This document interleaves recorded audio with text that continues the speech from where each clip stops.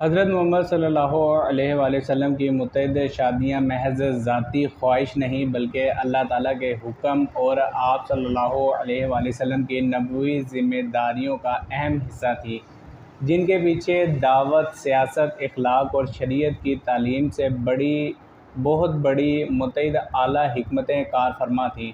قرآن مجید میں اللہ تعالیٰ نے آپ کو ان ازواج کا حکم دے کر خود اس کا جواز فراہم بھی کیا۔ سورۃ الاحزاب کی آیت نمبر 50 میں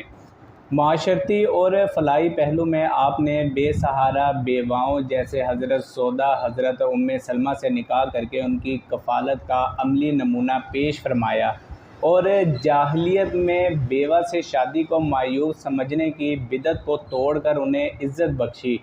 سیاسی اور سفارتی سطح پر مختلف قبائل کی خواتین سے نکاح کر کے قبائلی اتحاد کو مضبوط کیا اور دشمن قبائل کو اسلام کی طرف راغب کیا، جبکہ حضرت ابوبکر اور حضرت عمر رضی اللہ تعالیٰ عنہ جیسے بڑے صحابی کی بیٹیوں حضرت عائشہ اور حضرت حفصہ سے رشتہ داری نے مسلمانوں کے اندر اندرونی اتحاد کو مستحکم کیا۔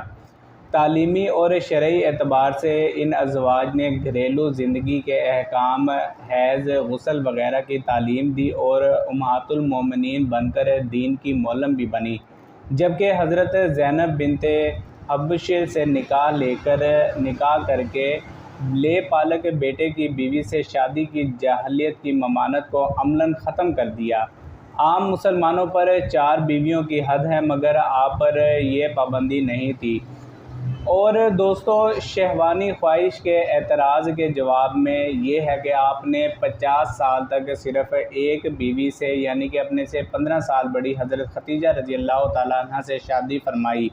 بڑی عمر کی بیواؤں سے شادی کی اور جاہلیت میں خوبصورت لڑکیوں کی پیشکش کو ٹھکرایا۔ یہ سب کچھ اس بات کا ثبوت ہے کہ یہ شادیاں ایک عظیم پیغمبر کی دور اندیشی اور انسانیت سے محبت کا مظہر تھی، جن کا مقصد صرف ایک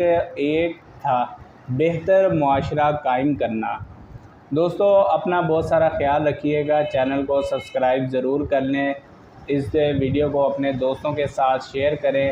چینل کو سبسکرائب کریں۔ جیسا کہ آپ کو پتہ ہے کہ اس چینل کی انکم میں ارد گرد ضرورت مندوں میں تقسیم کرتا ہوں، اس کار خیر میں حصہ لیں اور ویڈیو کو زیادہ سے زیادہ شیئر کریں،